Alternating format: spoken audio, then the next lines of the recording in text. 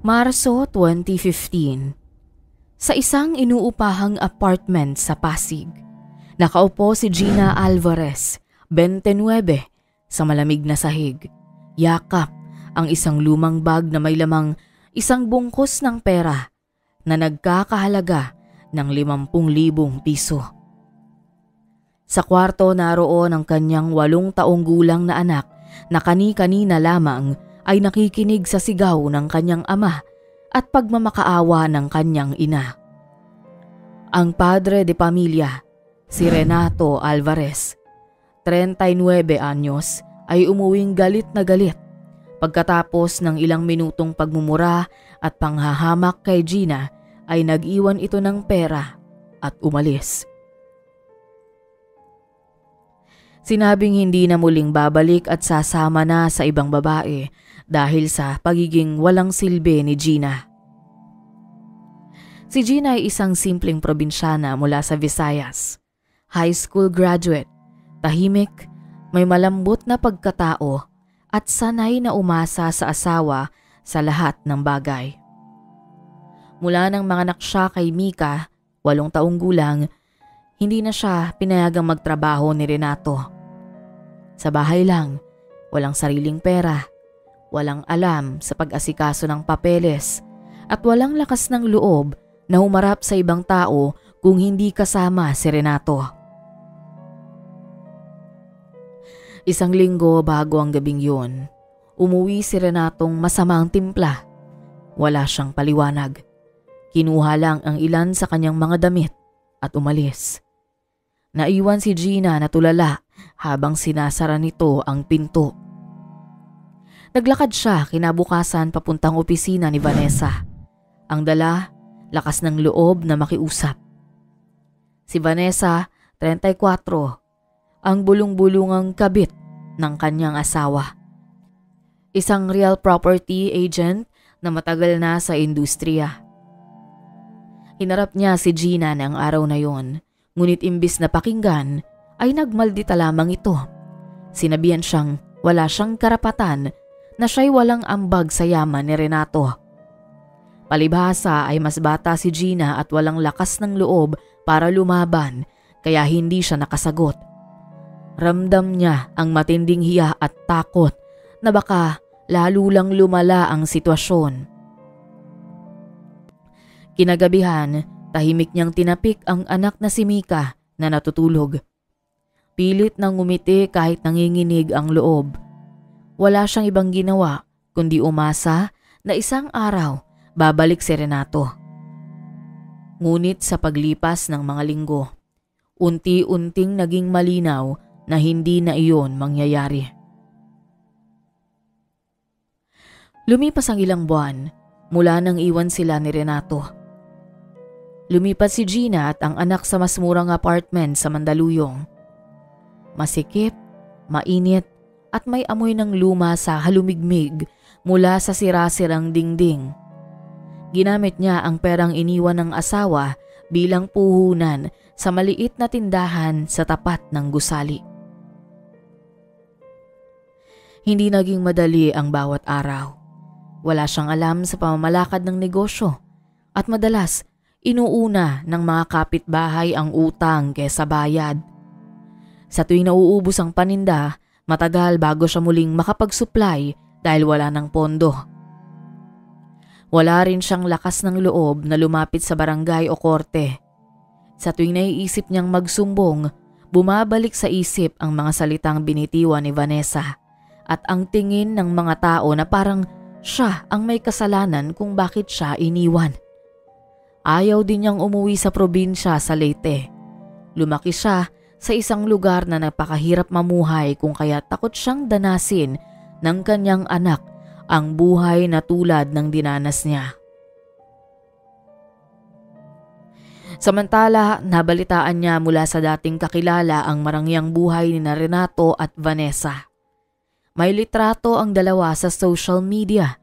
Naglalakbay sa ibang bansa.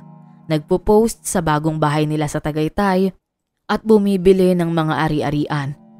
Habang siya at si Mika, umaasa lang sa maliit na kita ng tindahan.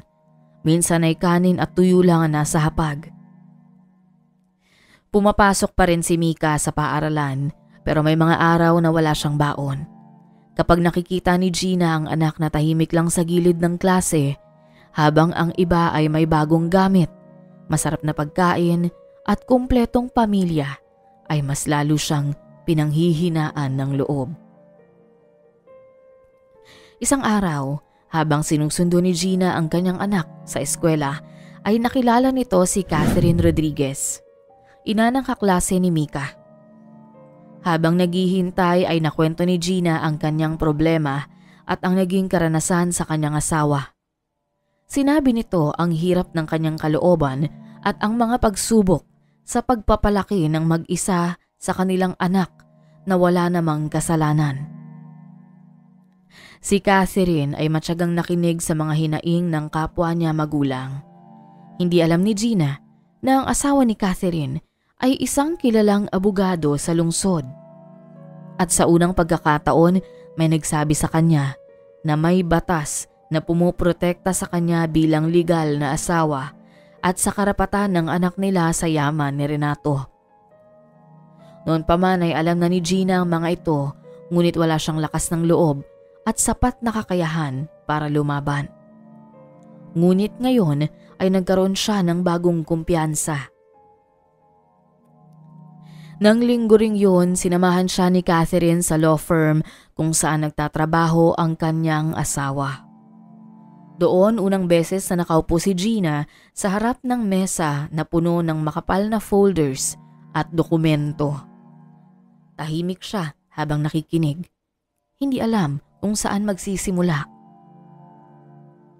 Ipinaliwanag ng abogado ang tungkol sa conjugal property na anumang naipundar habang kasal ay pag-aari ng mag-asawa sa pantay na hati, kahit wala siyang sariling kita. Kasama rito ang mga bahay, lupa, sasakyan at bank accounts na hawak ni Renato. Lahat ng yun ay may bahagi siya at ang kanilang anak. Unang beses din niyang nahawakan ang ilang dokumento kabilang na ang ilang property titles na kinuha ng abogado mula sa public records. May nakalistang 3 lupa, isang bahay sa Cavite, isang kondo sa BGC, 2 sasakyan at iba pang ari-arian sa pangalan ni Renato. Habang binabasa yon, unti-unting naging malinaw sa kanya na hindi lang siya iniwan, kundi tinanggalan din ng karapatan sa yaman na para rin naman sa anak nila. Ramdam niya ang bigat sa dibdib, pero kasabay nito ay isang bahagyang lakas na hindi niya naramdaman noon. Nagsimulang ihanda ng abogado ang mga dokumento para sa claim for conjugal property at enforcement of child support. Kailangan nilang tipunin ang lahat ng ebidensya, mga resibo, litrato at testimonya mula sa mga taong nakakaalam ng sitwasyon. Hawak ang ballpen, nanginginig ang kamay ni Gina habang nilalagdaan ang mga papeles. Hindi siya sanay sa ganitong mga proseso, pero sa pagkakataong ito, wala na siyang balak umatras.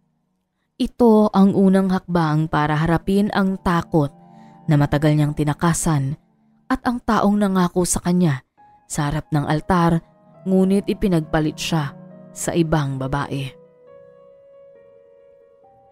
Pagkalipas ng 2 linggo, dumating ang summons kay Renato. Agad itong naging usap-usapan sa pamilya at mga kaibigan niya. Sa halip na maayos na pag-usapan, sinalubong ito ng galit ni Vanessa. Kahit pa hindi siya legal na asawa. Nagpadala ito ng mga mensahe kay Gina, mga pananakot at pagbabanta para lamang iatras nito ang reklamo. Ngunit hindi na nagpatinag si Gina. Sa payo ng abogado, inipon ang lahat ng mensahe ni Vanessa bilang karagdagang ebidensya para sa kaso. Itinakda ng korte ang paghaharap ng 2 panig para dinggin ang reklamo at magbigay ng hatol. Agosto 2016, sa unang pagharap sa korte, naroon si Renato. Malamig ang tingin. Walang bakas ng dating pagtingin kay Gina. Mag-isa lamang ito at hindi kasama si Vanessa. Marahil ay pinayuhan ng kanyang abogado para hindi makadagdag sa komplikasyon ng kaso. Sa korte, umapila si Renato na ibasura ang kaso. Idinadahilan na hindi nagtatrabaho si Gina at wala itong naitulong sa mga naipundar. Ngunit malinaw ang depensa ng abogado ni Gina.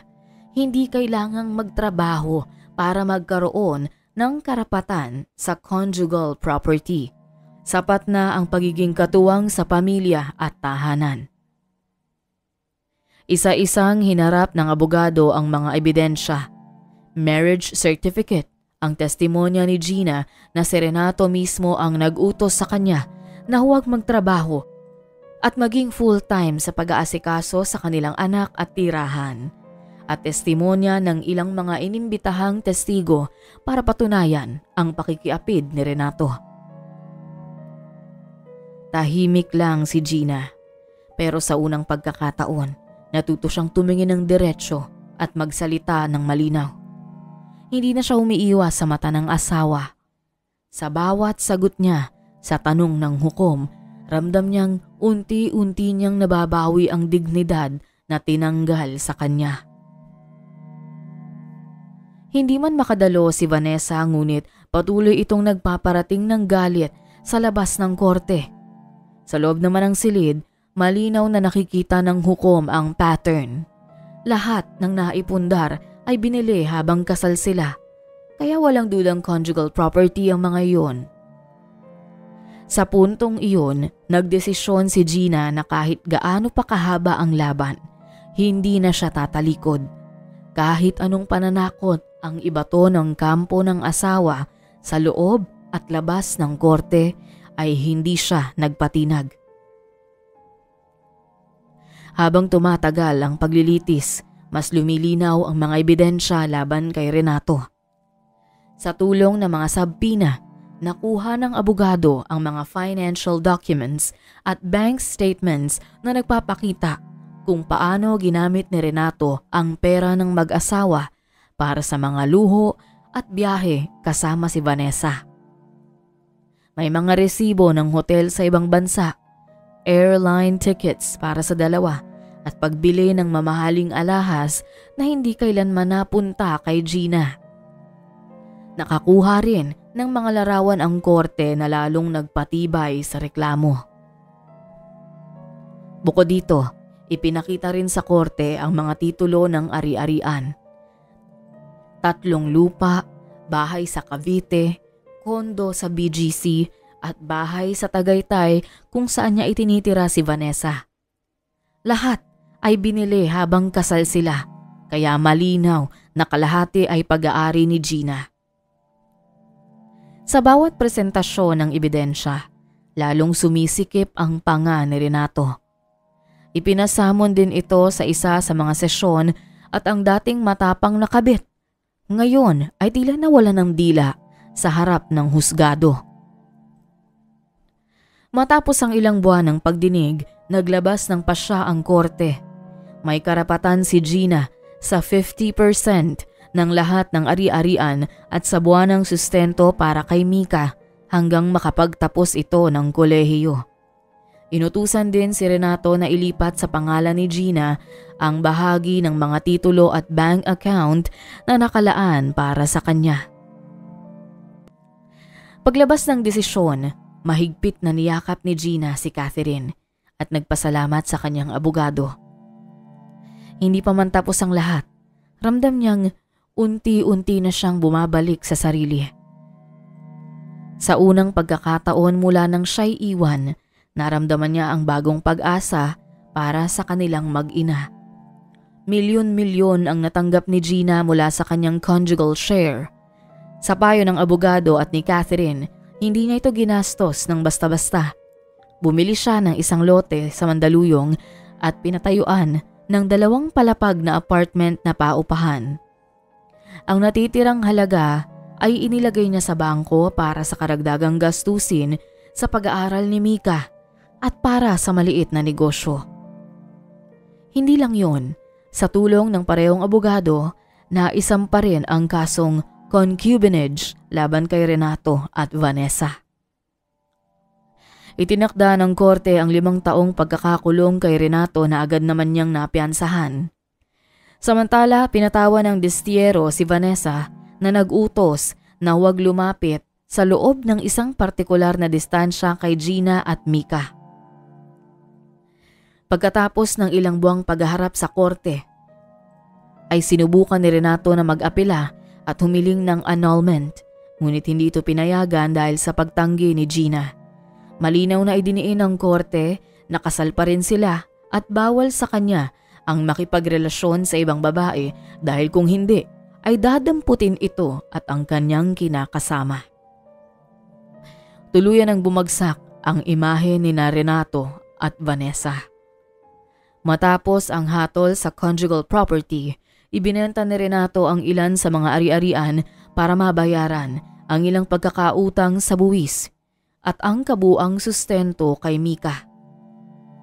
Naapektuhan din ang kanyang reputasyon dahil sa mga kasong isinampa laban sa kanya. Unti-unting lumayo ang mga dati nitong mga kaibigan at kliyente. Si Vanessa, matapos patawan ng Destiero, ay lumipat sa probinsya ng kanyang mga magulang para umiwas sa iskandalo, bagamat may mga bulong-bulungan na patuloy pa rin ang kanilang pag-uusap. Ngunit patago dahil sa ipinataw na desisyon ng korte. Inakala ni Gina noong una na wala siyang kakayahang lumaban.